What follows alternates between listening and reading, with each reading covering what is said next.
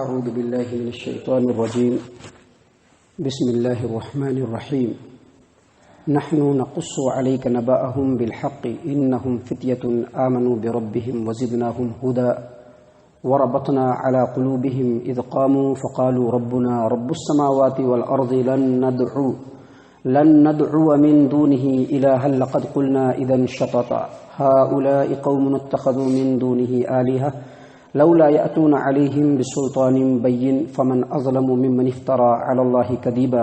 وإذ اعتزلتموهم وما يعبدون إلا الله فأووا إلى الكهف ينشر لكم ربكم من رحمته ويهيئ لكم من أمركم مرفقا۔ محترم سامعین کرام، یہ سورۃ الکہف ہے اور سورۃ الکہف سے ابھی آپ کے سامنے آیت نمبر 13 سے لے کر کے آیت نمبر 16 تک یہ چند آیات تلاوت کی گئی۔ معزز سامعین کرام، یہاں سے اصحاب الکہف کا جو واقعہ ہے جو اللہ تبارک و تعالیٰ نے بیان فرمایا ہے تفصیل سے شروع ہو رہا ہے۔ اللہ تبارک و تعالیٰ بیان فرماتے ہیں نحن نقص علیک نبأهم بالحق، اب ہم آپ کے سامنے ان کا واقعہ بالکل صحیح اور حق کے ساتھ بیان کرتے ہیں۔ انہم فتیۃ، یہ چند نوجوان تھے۔ اسی آیت کریمہ سے اکثر مفسرین نے یہ کہا ہے کہ نوجوانوں کے اندر اللہ تبارک و تعالیٰ نے وہ صلاحیت، قوت اور سوچ و سمجھ دی ہوتی ہے کہ وہ حق کو جلدی قبول کرتے ہیں۔ یہی وجہ ہے کہ آپ نبی صلی اللہ علیہ وسلم پر ایمان لانے والے قریش کے لوگوں کو دیکھیں گے تو ان میں سے اکثریت نوجوانوں کی تھی۔ کئی مفسرین کہتے ہیں کہ ان کے کانوں میں بالیاں تھیں اور یہ لوگ اللہ تبارک و تعالیٰ کی توحید کو جان گئے۔ اللہ فرماتے ہیں کہ انہم فتیۃ آمنوا بربہم، یہ چند نوجوان تھے جو اپنے رب پر ایمان لائے، وزدناہم ہدی، تو ان کے ایمان لانے کی وجہ سے اللہ تبارک و تعالیٰ نے ان کی ہدایت کو اور زیادہ کر دیا۔ اسی سے یہ بھی پتہ چلتا ہے کہ کسی بھی شخص کے اندر جو ایمان ہوتا ہے وہ اس کے نیک اعمال کرنے کی وجہ سے بڑھتا ہے، اور جیسے جیسے انسان نیک عملوں سے دور ہوتا ہے تو ایمان دھیرے دھیرے گھٹتا رہتا ہے، گھٹتے بالکل گھٹ جاتا ہے، یہاں تک کہ انسان کے اندر نیکی کرنے کی جو چاہت ہوتی ہے، نیکی کرنے کی جو قوت ہوتی ہے وہ ختم ہو جاتی ہے اور انسان برائی کی طرف بھاگنے لگتا ہے۔ تو اللہ تبارک و تعالیٰ نے فرمایا کہ چند نوجوان تھے جو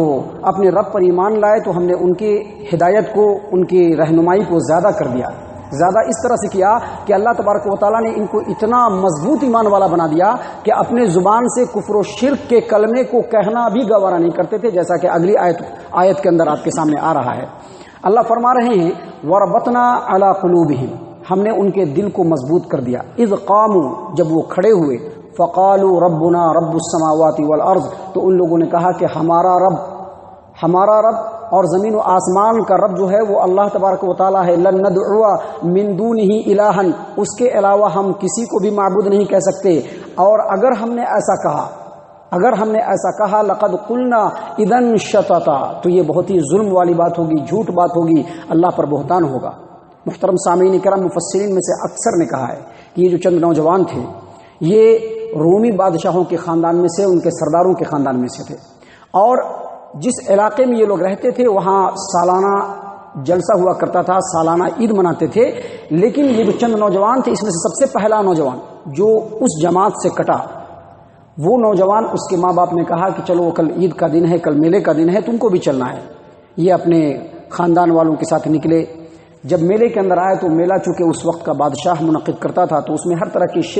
شرکی اعمال انجام دیے جاتے تھے، اور بادشاہ لوگوں کو شرک پر ابھارتا بھی تھا، اور جو شرک کی مخالفت کرتا تھا بادشاہ اس کو سزا بھی دیتا تھا۔ تو یہ نوجوان اپنے خاندان کے ساتھ نکلا، جب وہاں پر گیا تو دیکھا شرکیہ کام کو، تو اس کو بیزاری ہوئی تو وہ اس جگہ سے ہٹ کر کے ایک درخت کے نیچے آ کر کے بیٹھ گیا۔ اس کے ساتھ 1 2 3 4 5 6 7 نوجوان تھے۔ ایک ایک کر کے وہ لوگ بھی، حالانکہ سب ایک دوسرے کو نہیں پہچان رہے، لیکن اس مجمع سے الگ ہو کر کے یہ لوگ بھی آ کر کے اس پیڑ کے نیچے بیٹھ گئے۔ اب 4 5 7 بیٹھے ہوئے ہیں،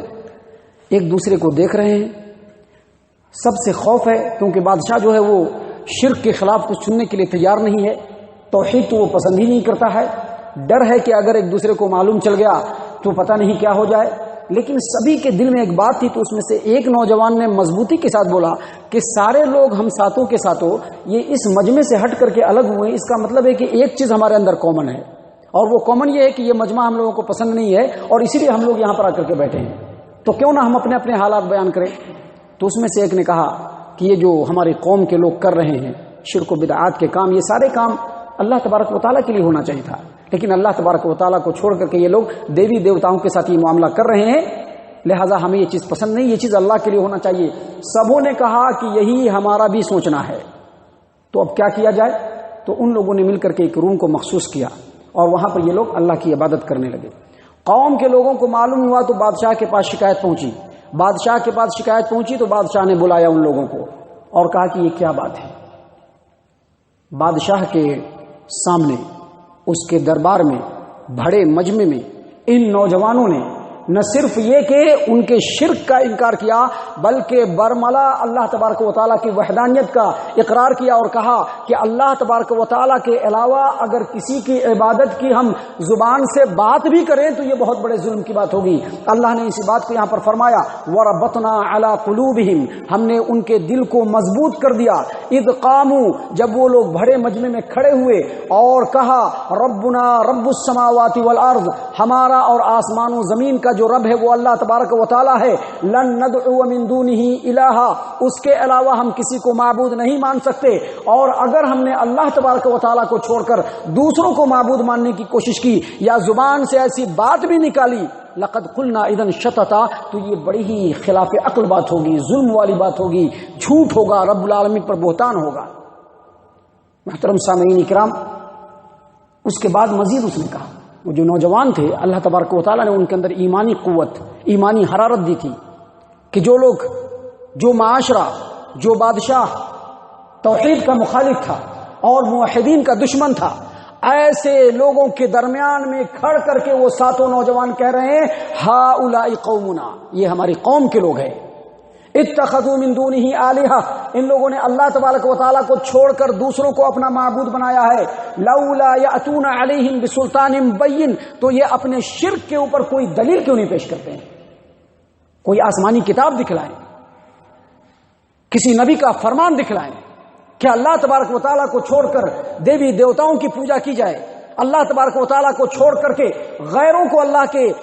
ربوبیت میں، اللہ کی الوہیت میں، اللہ کے اسماء و صفات میں شریک کیا جائے، اس کے اوپر دلیل کیوں نہیں پیش کرتے ہیں؟ گویا بڑے مجمع میں کھڑ کر کے انہوں نے دلیل بھی مانگا کہ دلیل دے، شرک کے اوپر دلیل دے۔ اللہ تبارک و تعالیٰ فرماتے ہی کہ ان لوگوں نے کہا فمن اظلم ممن افترى علی اللہ کذبا، اور اس سے بڑھ کر کے ظالم اور کون ہوگا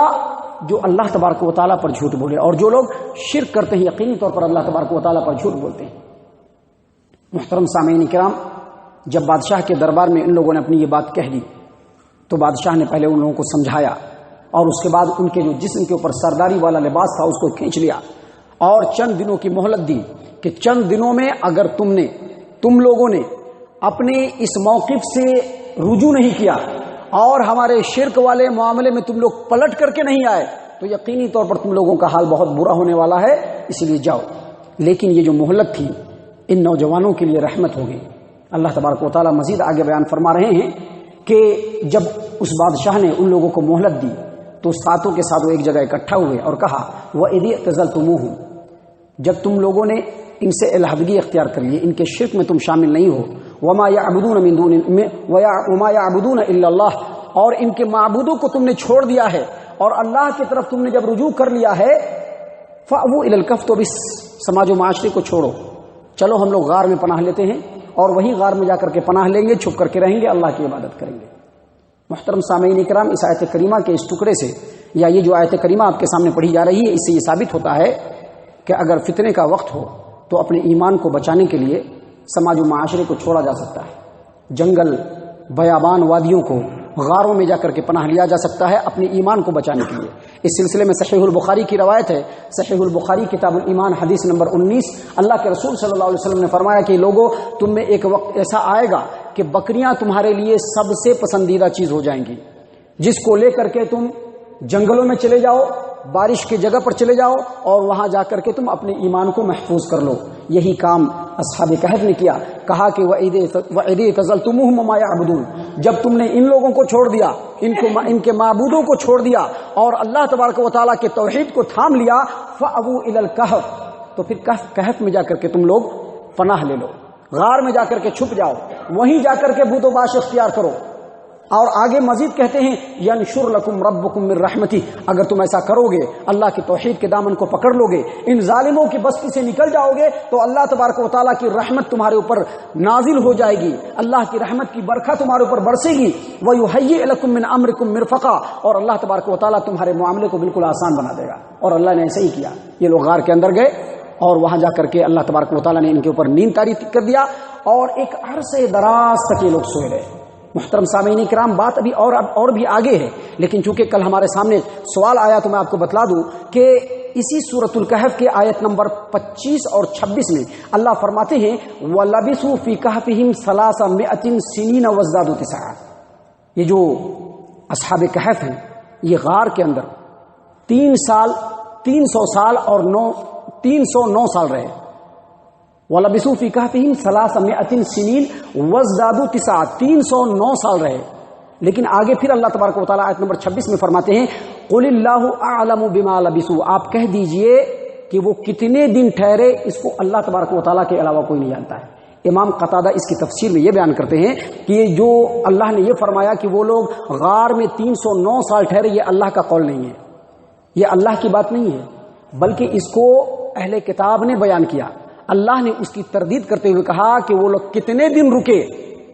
اس کو اللہ کے علاوہ کوئی نہیں جانتا ہے۔ یہ تفسیر ابن کثیر کے اندر آپ مختلف تفسیروں میں اس چیز کو دیکھ سکتے ہیں۔ اس سے یہ بھی پتہ چلا کہ جو لوگ یہ کہتے ہیں حتمی طور پر کہ اصحاب کہف غار میں 300 سال ٹھہرے، ان کی بات بلا دلیل ہے، اور اللہ تبارک و تعالیٰ نے فیصلہ کن انداز میں کہہ دیا قُلِ اللَّهُ أَعْلَمُ بِمَا لَبِثُوا، اللہ تبارک و تعالیٰ زیادہ جانتا ہے کہ وہ غار میں کتنے دن ٹھہرے، اللہ کے علاوہ اس بات کو کوئی نہیں جانتا ہے۔ یہ چند باتیں تھیں جو آپ کے سامنے پیش کی گئی۔ ابھی آگے انشاءاللہ اصحاب الکہف کے بارے میں اور بھی باتیں ہیں اور بھی پوائنٹس ہیں اور بھی نقطے ہیں جو آپ کے سامنے بیان ہوں گے۔ اللہ تبارک و تعالیٰ سے دعا ہے کہ اللہ تبارک و تعالیٰ ہم تمام کو قرآن مجید کے آیات کی روشنی میں اور جو باتیں آپ کے سامنے پیش کی جا رہی ہیں قرآن و حدیث کی روشنی میں، اس کی روشنی میں اللہ تبارک و تعالیٰ ہم تمام کو نصیحت حاصل کرنے کی توفیق عنایت فرمائے۔ آمین یا رب العالمین، وما علینا الا البلاغ المبین۔